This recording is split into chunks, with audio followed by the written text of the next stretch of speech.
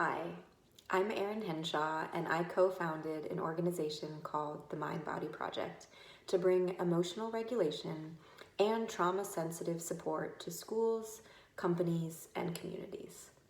This video is intended to support the Take Back the Night Foundation's Shine Your Light yoga program by offering instructors a way to create safe environments for survivors. The content is a synthesis of modern neuroscience, contemplative research, psychology, somatic healing, and my personal experience teaching in the US, South Africa, and China. When I first became a teacher of emotions and self-inquiry, I noticed that I would often get triggered with the environment, language, and actions of well-meaning instructors.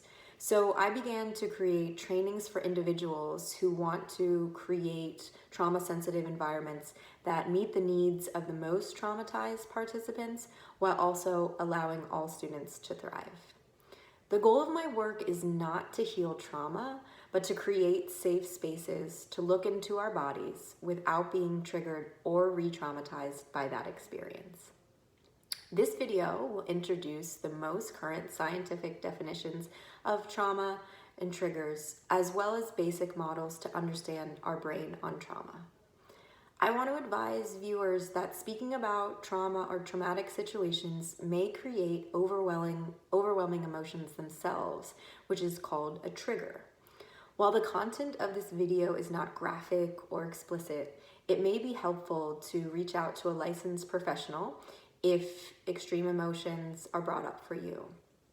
Take Back the Night also provides resources for survivor support. So as we begin, let's ground our feet down into the ground and take a moment to check in with the body. I'll keep mine eyes open and you can allow yours to close if that feels good to you. So rooting your feet down onto the ground, begin to feel the connection between your feet, the ground beneath you. Noticing your hands and bringing one hand to your belly, one hand to your chest. Noticing any way that the body might be speaking to you. Noticing belly rising, belly falling. Belly rising. And as the belly falls, bringing the hands back down onto the legs. So what is trauma? Pat Ogden says it's any experience that's stressful enough to leave us feeling helpless, frightened, overwhelmed, or profoundly unsafe. The primary trauma that we all come into the world with is birth. And we have a range of intensity for our mother and ourselves. We all share this initial trauma. During our lifetime, we either integrate, understand and soothe our emotions from trauma, or we build on them and increase our overall reactivity. It's estimated that 90% of the whole population has been exposed to a traumatic event, and 8 to 20% of these people will develop post-traumatic stress disorder. That means that in any setting where mindfulness is being taught, there's a high probability that someone in the room has a history of trauma. In the United States, nearly 1 in 5 women will be raped at some point in their life. Thus, in a Take Back the Night or other sexual assault-oriented program, a high level of participants will have first or secondary trauma. And as a facilitator, it's important to recognize the role you play in supporting healing for participants in a group setting.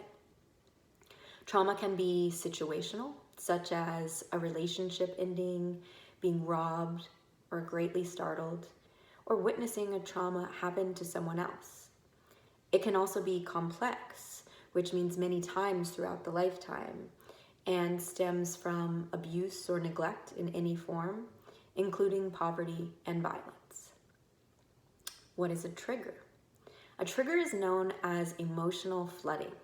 It's something that sets off the memory to having a flashback that transports us back to the original trauma in a mild or extreme way. Cortisol and adrenaline are released in the body, and this activates fight or flight, our sympathetic nervous system response. A build-up of triggers causes stress.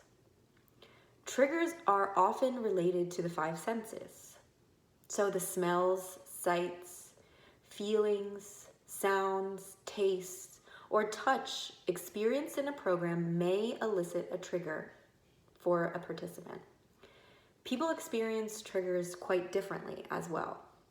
One participant might have obvious symptoms and the other might be quite subtle, but that doesn't necessarily reflect the intensity of the experience.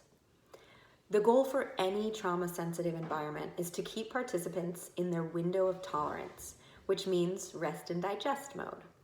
In the brain, this means that our amygdala and hippocampus are sensing emotions, processing them, not getting stuck, and thus we have access to our frontal lobes, or higher thinking. Your role as an instructor is to be cautious about potential triggers in the space and your language, as well as offer specific instructions and permissions that allow triggered participants to feel safe in the moment. It should be said that triggers can also elicit joyful memories, so it's important to understand all likely sensitivities of the group that you're teaching. Boris Cyrulnik from the International Red Cross and Red Crescent Museum really spoke to me when he said, "Resilience is moving on in life after trauma," and that's our goal. Many movement practices and even talk therapy can stimulate our minds and nervous systems without creating integration between the two, and thus we become stuck in trauma cycles. Polyvagal theory explains that we need both physical comfort and social engagement to heal. We must integrate and soothe our personal nervous system with the people around us to experience deep healing. In my next video, I'll share how to create safe spaces to reduce re-traumatization, as well as language and physically comforting movements to help students feel safe in the environment that we create. Fortunately, the root of most healing modalities is trauma sensitive, depending on the way that it was instructed. Maya Angelou says, "Do the best you can until you know better. Then when you know better, do better." Thanks to Take Back the Night for providing a platform to offer support for trauma-sensitive instruction, and thank you for taking the time to show up for the healing of those around us.